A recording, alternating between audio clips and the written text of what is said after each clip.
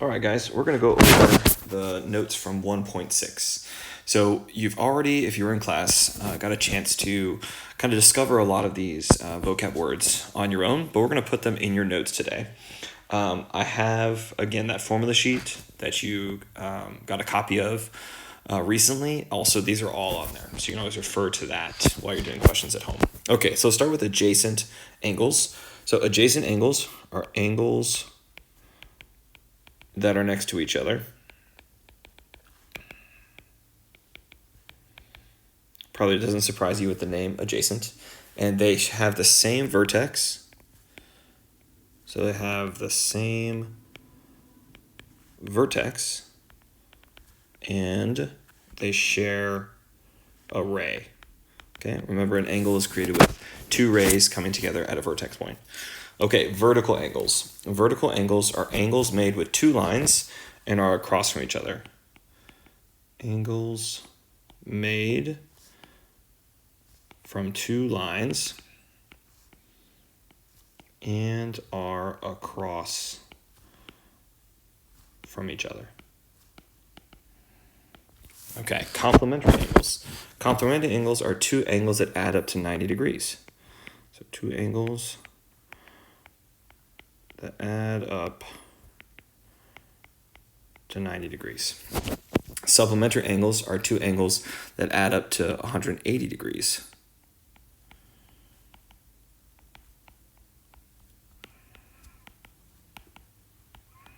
And then a linear pair are two angles that form a line, and because they form a line, they're actually supplementary as well. So two angles that form a line. And again, these angles are going to be supplementary. So they will add up to 180 degrees. And then finally, congruent angles are angles that have the same measure. So two angles that have the same measure. And vertical angles are actually congruent. All right, so here are kind of our learning goals for today.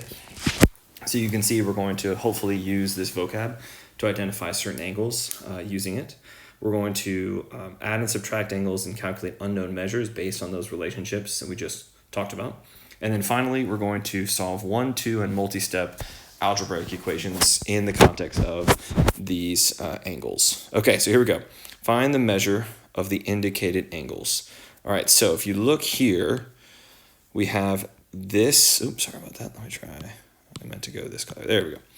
We have, this is 65 degrees, and then we have angle B, but if you look, all of that together, I'll use a highlighter this time, right? All of that together is going to be that half of that line, right? You can also, let me erase that.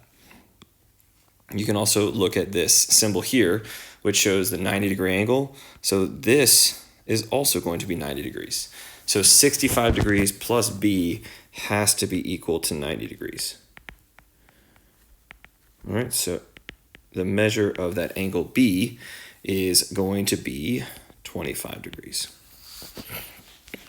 Okay, let's look at this next one. So this next one is using the information in that table up there that we have three different angles, and they're all going to, if you can kind of see, they're all going to, let me use a different color. They're all going to add up to this line here, all right? So all three of those, 45 degrees plus the question mark plus 64 degrees, has to add up to that 180 degrees, okay? So we can add 64 plus 45, and that's going to give us, let's see, 9, that's 109. So subtracting 180 minus 109, so that would be 180 minus 110 would be 70, but it's going to be 71 degrees. Okay, now I guess I should say that that's this question mark. Let's look at this one here. I don't know if that means they're the same. We can do it real quick. But now we have the one we just found, which was 71 degrees, plus, we don't know, 64 degrees, but plus that new question mark right here has to be equal to that line of 180 degrees. So a very similar process. So we have 71 plus 64 is going to be, let's see, 135. And subtracting 135 to the other side. So 180 minus 35 is going to be 45 degrees. All right, so they're not the same. Okay, let's name some adjacent angles to angle XOY. So here is XOY.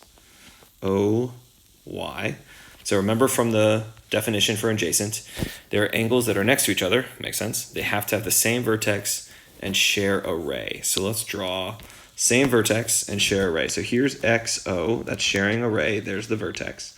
And we'll do angle XOU. So that is an adjacent one, XOU. And then let's do another one on the other side. We have YO is the same ray they're sharing, has that same vertex, and going over to YOZ. Okay, so those are the adjacent angles to angle XOY. Find the measure of angle WOT. Okay, so we're trying to find WOT, and you can see that that angle, right, with these two others, is going to add up to be that line UV. So kind of similar to the part B on that first one, I'm going to do 30 degrees plus the WOT angle plus 65 degrees has to be 180 degrees. So that's going to be 95 degrees plus WOT equals 180.